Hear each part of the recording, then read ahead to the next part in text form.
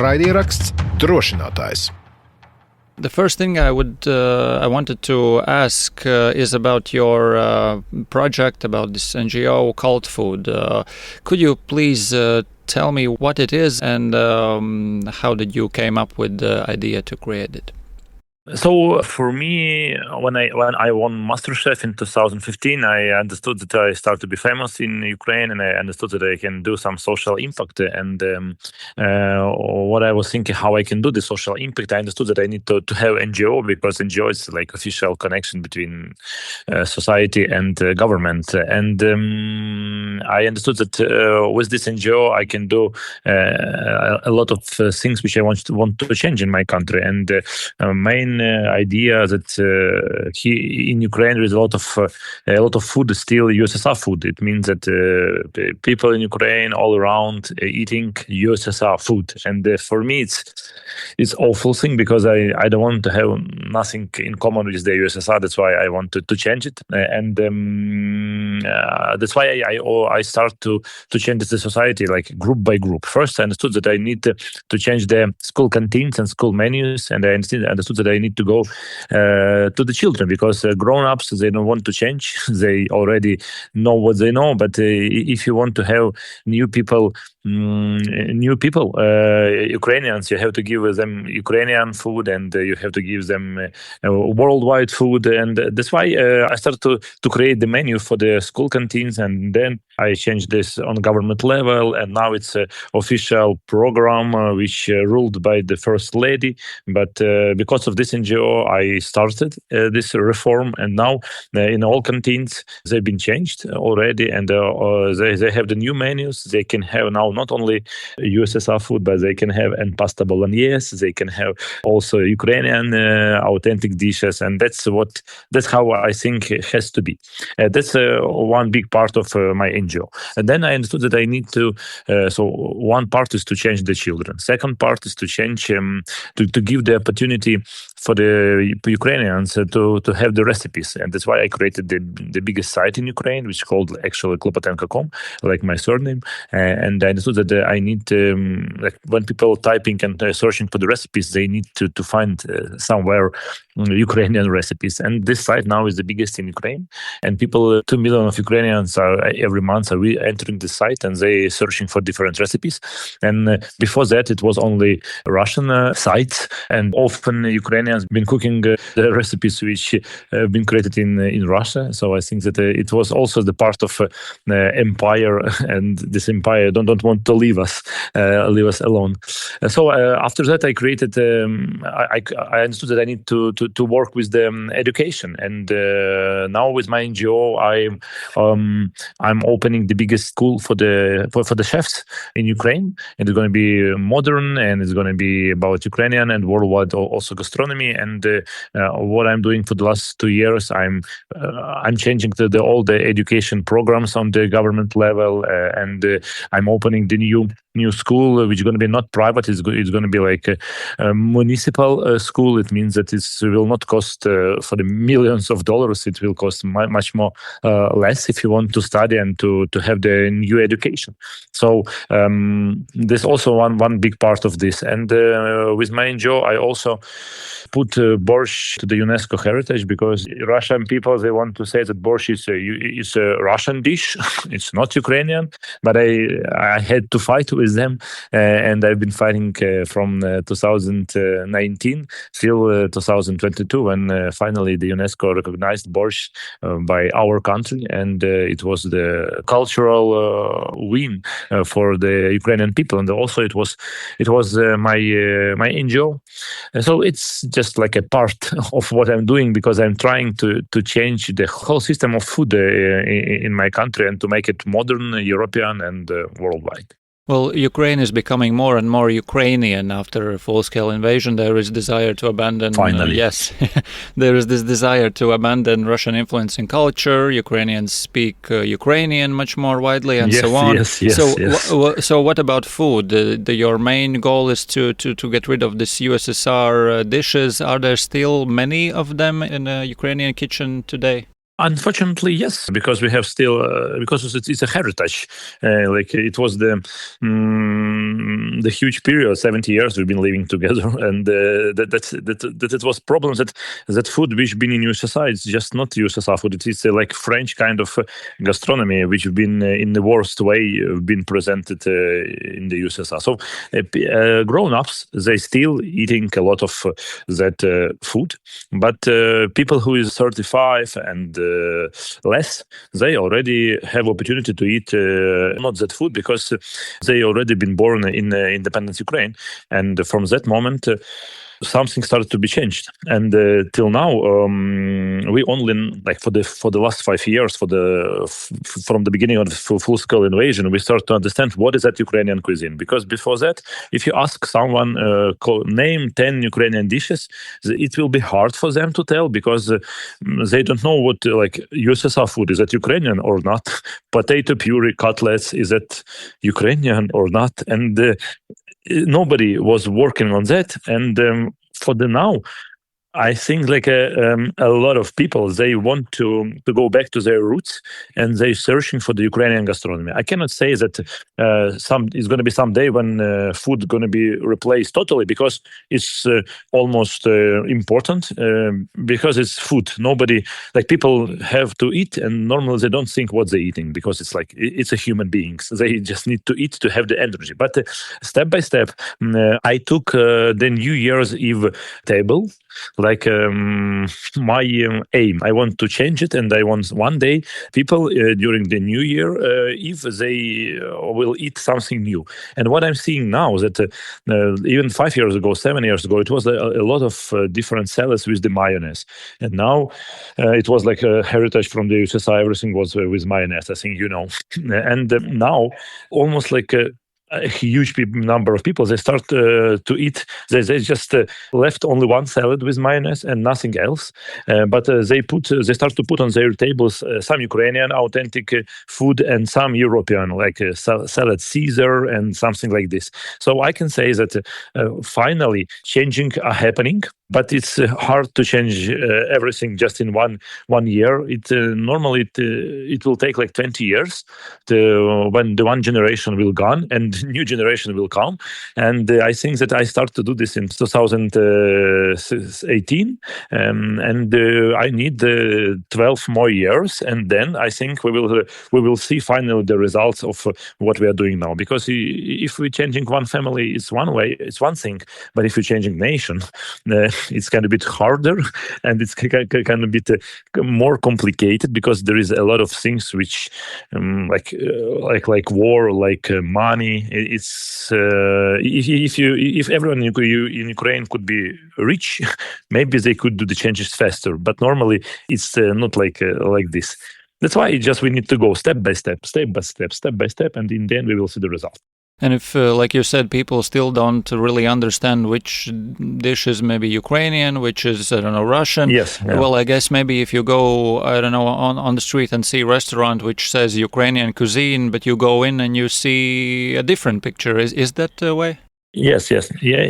Now there is a lot of chefs. They start to digging in their past, and they start to open the restaurants. Like we have a lot of Ukrainian restaurants, and there you have a real Ukrainian gastronomy. But restaurants is for the rich people. It's not now common that everyone can go to the restaurants. But there is a lot of information about Ukrainian gastronomy now. There is a lot of restaurants, but it's only maybe 5% of people in Ukraine who can afford, to visit the restaurants. That's why they need. It has to be the new way to tell them what is that Ukrainian gastronomy. That's why I have my Instagram, Facebook, and I have the huge my media where I'm speaking about Ukrainian gastronomy all the time, just for the people to understand what is that Ukrainian gastronomy. You mentioned already schools as well. Children are probably the ones who it is harder to create tasty and healthy meals. Well, at least some children, they tend to be picky and do not eat certain products or dishes. Do you agree to this? Yeah, that's true, but it doesn't matter what kind of food you give them, and they will not eat. So what I'm doing in the school canteens, I'm not my first aim is not to do the healthy menu, because healthy menu, this Ministry of Health Education, or healthcare, they doing this. So they doing some documents and they telling how much sugar, how much oil, and all this information. So that's more about them. For me, I'm trying to do the menu. I'm trying to create interesting menu, and that's the moment when something interesting.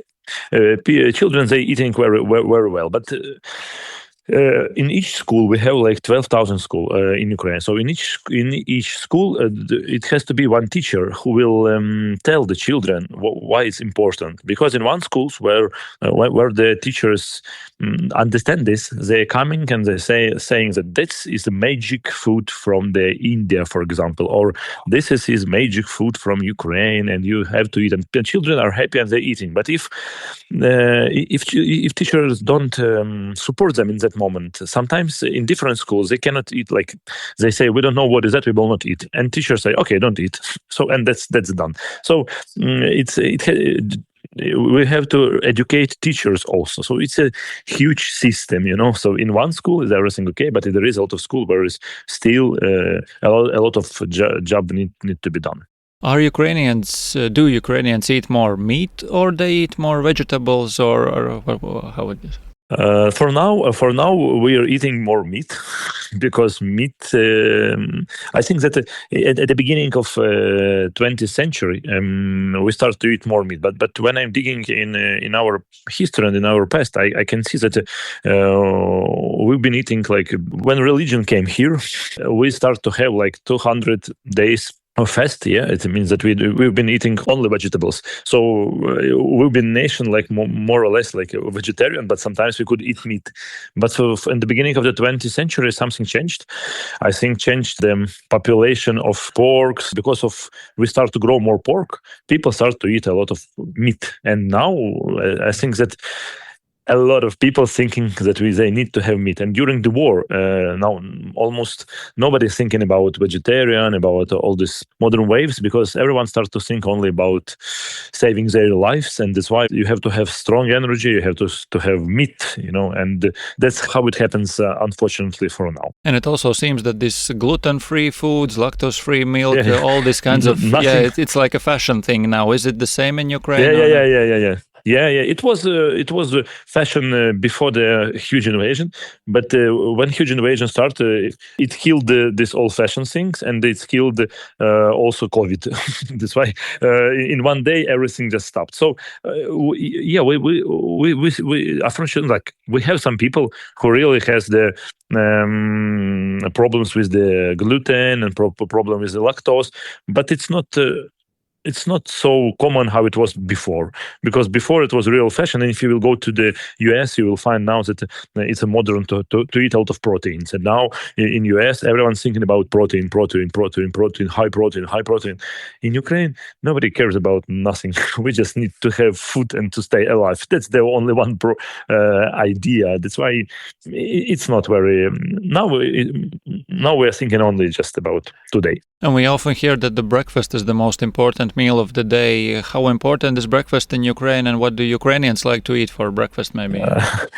I think that the breakfast is important, definitely, but we don't have the tradition of breakfast. I mean, like everyone is eating, like half of people eating eggs, and second part of people eating sirniki. I think you know what is it, and that's for us. I don't know why, but it's so important breakfast that even now I start to produce this sirniki, and I'm selling to the 300 different cafes and shops, and they eating and they happy. So if breakfast, it means or eggs or sirniki, nothing else. But before that, in Ukraine, we've been eating borshch, because we've been cooking this borshch, and we put borshch to the wooden oven, and in the morning when we woke up, we could have our borshch, because it was still warm. And that's, I think, was third dish in the morning. It's borshch. And of the traditional Ukrainian dishes, borshch, of course, is definitely the most widely known. But how would you say, what is so special and delicious about it, in your opinion? About borshch? Yeah. So I think that Borshch, for us, it's a culture. It's not just about the food. So even I think in the future, when we will have, for example, bananas here, and we will have the global warming here. We will boil water. We will put there bananas, and we will call it Borshch, because for us, it's when you eat, you feel yourself Ukrainian. I mean, like you feel your past and you feel your future. For nowadays, Borshch is a red one. It's only for 200 years, but before that, it was just the fermented stems of the different trees, and it was just boiled in the water. So it was the sour water, and in different periods of our life, we put there different ingredients. And when we start to have potatoes, we obviously put potatoes to the Borshch. So I think in the future everything also can change. That's why for us it's important, because you feel your connection to your people. But if you speak about the taste, I think that main taste has to be a bit smokiness, and this balance of sour and sweetness. And we're adding a lot of sour cream, because sour cream gives this sourness, and the vegetables, they give this sweetness, and also when you have this slightly aroma of food in oven, it's all the time. It gives this, your feeling like you're at home and you're in your granny home, something like this, and it gives the fake understanding of security. It means that you like insecure. I guess there are many different ways or nuances how people prepare borscht in Ukraine. I guess maybe it tastes in some part of Ukraine in one way and some part another. Is it like that? Yeah, we have each family has its own recipe. So it's not even region from region. It's even house from house. You can find totally different recipes. We have white borscht, we have red borscht, we have borscht with the blood of the boar, we have the fish borscht, we have borscht with the eggs, we have green borscht with the sorrel, we have yellow borscht with the mushrooms, chanterelles it's called. And we have so much different varieties of this. Because Ukrainians, they different, but like borscht. We have a lot of us has different recipe, but of the same borscht, and that's I think philosophy of Ukrainians, that we everyone in Ukraine understands that how to do in a proper way everything, and sometimes we are quarreling about everything, and but then we go home. And we have borscht, and this borscht which unites us. I think that is very important to understand. For those who are not so familiar maybe with Ukrainian cuisine, could you tell us a little more about other maybe traditional Ukrainian dishes? What are they besides borscht maybe? Besides borscht, we have, for example, vereshchaka. It means that we are taking some meat, some pork ribs or something like this, and we are cooking this in a kvass for the 2 hours. And then after 2 hours, we're taking the yesterday bread and we are grate this bread onto this ribs and kvass. And then in the end, you have something like a meat with the super unique kvass sauce. Also, we have millet, pshono. Millet is very common was here before the potatoes came, and that's why we have a lot of dishes with pshono. For example, we cook this millet with some kind of meat, and it was like a dish of the Cossacks. They've been eating, and it is called kulish. Also, we can put there some cabbage, and it starts to be like soup, cabbage soup. It's also we call it kapusnyak because it's very interesting and very famous for us. Also, we have I don't know what to start because we have too much things. We have like a combination of beetroot and smoked pear. It's also we're cooking this pear for the Christmas, and we call it uzvar. So normally we are taking this pear and we're taking some beetroot and we're putting some meat also, and we do like stew. It's called shpundra. It means that like just stew in the oven with the beetroot, meat, and some smoked pear. And I think the Crimean Tatars, their dish is chebureki, and this chebureki for us is also very important because that's a Crimean Tatars dish. For example, we have Jewish people, and we have forshmak from is a combination of the fish and the bread. So we have some dishes which I think you also heard about them, but they taking their start from Ukraine. Now maybe cheesecake. Maybe you heard about cheesecake, which are very famous in New York, New York cheesecake. But it was also the Jewish people from Lviv. They brought this some kind of like just baked cheese with the eggs, and they brought it to the U.S. And this history how the cheesecake starts. So now when you go to Lviv, to the Western Ukraine city, you can easily eat this Lviv cheesecake, and it's also very common and very famous there. And people in Latvia in our shops can find Kiev cutlet. Is it really originate from Kiev or? Yeah, but I think that the Kiev cutlet and also we have Kiev cake. It was two dishes which have been created during the USSR. So when Borshch came to the Ukraine in 1991, first, and he was trying to tell that Ukraine not to separate from the USSR, and that speech was called like Chicken Kiev. It means, I think because of this speech, everyone in the world started to know about Kiev cutlet. So I don't think that it's very authentic, but if there is name of the city and people like this, so I think that let it be Ukrainian dish. But that's like it was created during the USSR. That's few dishes we can take from there, but not more. And food, of course, also reflects the identity of a nation. We sometimes hear people from different countries, they are arguing about whether a certain dish or drink originated in this or that country. Why are people so attached to their traditional dishes? I think that it's like about identity, and that identity it means that who you are, and if someone taking your dish, it means that it's someone taking your part of yourself, part of your identity, part of how you feel yourself, and it's not. I think it's okay that not much people want to leave it, So if Borshch is Ukrainian, for me it's important that everyone understands that it's mine, Ukrainian. But I want everyone trying this Borshch and everyone eating Borshch and saying, "Oh, this Ukrainian Borshch," and it means that for that moment I feel like it's mine, And when someone trying to steal, you want to fight, and that's actually how it works. That's why, for example, it was the war for hummus. I think you heard about this, because 3 different countries.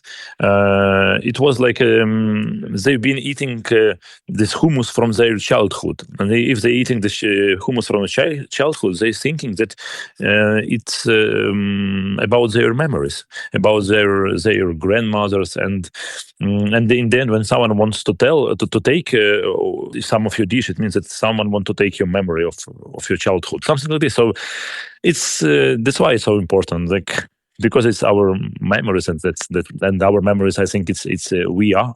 You also mentioned that you work to promote your Ukrainian cuisine abroad. So how would you say, how well is Ukrainian cuisine known right now in other countries? I guess closest to Ukraine, probably people know something, but if we go further away, then maybe no less. Yeah, I think now my main all the cuisines in the world, like most of all, they started to be famous after the unfortunately or wars or something or some other issues which are happening with them. So when Italians they went to the US in the earlier 20s, they brought a kitchen with themselves. Chinese people the same, Thai people the same. So normally now abroad we have like maybe 8 million of Ukrainians who left the country, maybe 5 million of Ukrainians who left the country, and normally they had to take Ukrainian gastronomy with them. But unfortunately, they also do not know what is that Ukrainian gastronomy. So they brought with themselves a lot of USSR food, but one dish which called Borshch, they took also with them. So for now, what I know, what I'm doing, I'm trying to promote Borshch and Ukraine. So I want to, in people's minds in the world, create such a strong combination. If Borshch, it means that Ukraine. The same like pizza, it's Italian. Burgers, it's from US. Steaks from also from US. So when you have this strong combination, then after that you can share all other dishes, because that's how it works in the minds of the people. So I see every day that a lot of different bloggers from all around the world, for them Ukrainian gastronomy is very interesting, and they've been discovering this gastronomy. They've been doing the video podcasts where they eating the borscht, where they discovering the Ukraine through the food. And that's why I think it's okay for now. People in the world know only about one dish. And later, maybe in 10, maybe 15 years, we can share something more. But just now we need to create this strong combination, because even 7 years ago, when you would ask in the people, world people minds, if you will ask them, what is it, Ukraine? They will say, oh, it's a country near the Russia. And now people know what is it, Ukraine, because of the huge invasion. And now it's a time to them to understand we know that it's an independent country, it has a war with them, Russia, but also what they have in the culture. In the culture, they have Borshch. And that's if we want to be a country for our dreams we are fighting for, so we need to have not just a war, we need to have something more. That's why one dish like borscht, it's enough, I think, for me for now, to people in the world to understand. Speaking about education, which you also mentioned, do you see that there are promising young chefs in Ukraine? I assume that this is maybe one of the areas or professions which will lose many promising male chefs in the future. Yeah, and unfortunately, yes. Unfortunately, if we're speaking about human capital, that's going to be it's going to be the problem, and even now it's a problem, because from 21 till 25, you're not allowed to. After 25 years, you have to be in the army, and that's why, afraid of the war, people they sending their children all around the world, because they don't want to be their children in the army, unfortunately. And also a lot of chefs are gone, and a lot of young chefs are gone. But besides with this, a lot of people are still here because they don't see themselves to live abroad. And just yesterday I was eating food of one very young chef, and I think that it's very promising. So I think that we will have the chance, but it's going to be tough. It's not very easy. But anyway, if we will do the proper education, and we will inspire people who still want to cook, and we will teach the children who saw this all this issues of the war, and when war will stop, I think a lot of chefs a lot of soldiers will come back, and a lot of them they're chefs, so they've been cooking in the army. Not everyone in the army is fighting. Someone is cooking, someone is organizing. So I think among that people we can see also a lot of great chefs. Yeah, and Ukrainian soldiers at the front, of course, they need food, energy. What can you say about how they are being fed? Have you observed anything there? Do you have any conclusions, maybe? I think that there is different types of the food in the army. Like there is one type who is close to front line, and there is other type of food for the soldiers who is not on the front line, and it makes difference. Yeah, so sometimes when we see food on the front line, it high protein food, and for the last 4 years it's been transformed, and a lot of companies in Ukraine who are producing food, they understood why they're doing this. That's why they're producing the best food for the soldiers. So I can say that a lot of things also all the time you can change, and a lot of things all the time you can upgrade, you can make it better. But mostly normally for now, what I see, we have very modern food. We have a lot of chefs who are trying to cook for the soldiers the best food which they can. Also now it's very popular food which been dropped by drones. So food has to be cooked, has to be vacuum in a pocket, and then drone is flying and it's dropping the food for the soldiers. So it's also different type of food. And before the huge invasion, we we didn't knew that we will be fighting with the drones, and that's why the system was not created for that. But we are changing this month to the month, year to the year. We are changing this food system, and also I'm taking a bit of part because of this, because we have army is like one like human body, but also there is a lot of different. I don't know how to translate it in English. Like you can say it in Ukrainian. Yeah, but підрозділи. I mean, it's like some kind of it's like 1,000 people, one group of people, and they have one commander, and it means that they normally don't communicate with other groups of the people. It means that there is a lot of different nice practices, but in small groups they're totally different. So my idea is to gather all this practice and to put them in one way. Like people just need to see that we created everything already, but it has to be integrated in the system for everyone. It's the best practice we can integrate for everyone. So that's what I'm doing, and that's what I'm helping now. And how much do you think soldiers care about the food being tasty? I guess not that much, like you said earlier. Yes. Yes and no, because food is like a moment also of this moment of happiness, and food has to be energy effective, and also it has to be tasty. Because if you eat not tasty food, your moral is less. You don't want to fight. But if you had the nice food, it gives your inspiration. That's why taste it's saving lives. Literally. And you also own a restaurant. What is it like to run a restaurant during the war? What are the challenges of this job, maybe? Oh, that's... I think for the people in the world to understand what is happening, it's the same like it was in COVID. When it was the horror for the restaurants, and this is happening right now. So we have less money and the people, we have for high prices, we have during this winter we had no electricity, and people, if you're a man and you just walk on the street, normally can come some group of soldiers that can take you to the army. So it's not very popular just to walk on the streets if you're a man who can fight. So this all elements, unfortunately, they doing this awful impact to the restaurant. So but we need just to stay strong, and we need to go.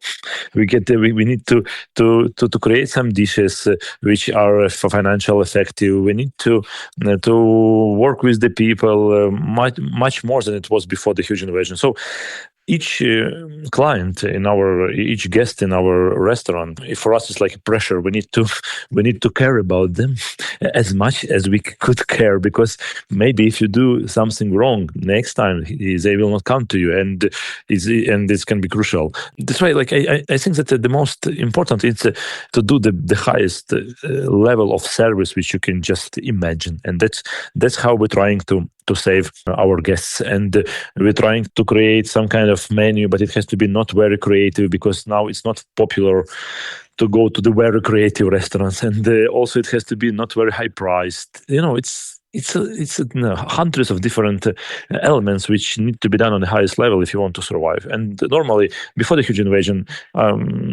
was COVID, and before COVID, I just opened my first restaurant. So I don't know how to work in normality. I never had the restaurants when we had no war and no COVID. So actually, I don't know what to answer you. Maybe in the future you will ask me. I say, oh, it's much more easier when there is no war and no COVID to run the restaurant.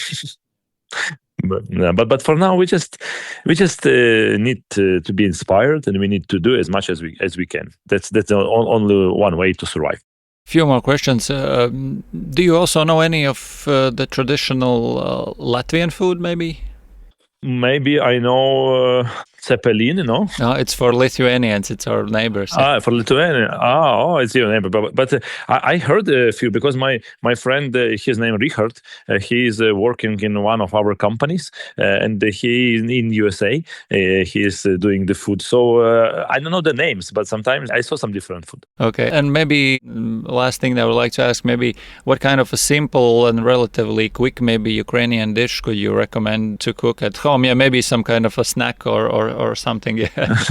There is a nice dish which is called lemishka. It's like a healthy chips. It means that you have to take the rice flour and you have to put some water there, and you just can combine it together, and then you can put some kind of linen or just some kind of seeds, and then you can like rozmazit, надо так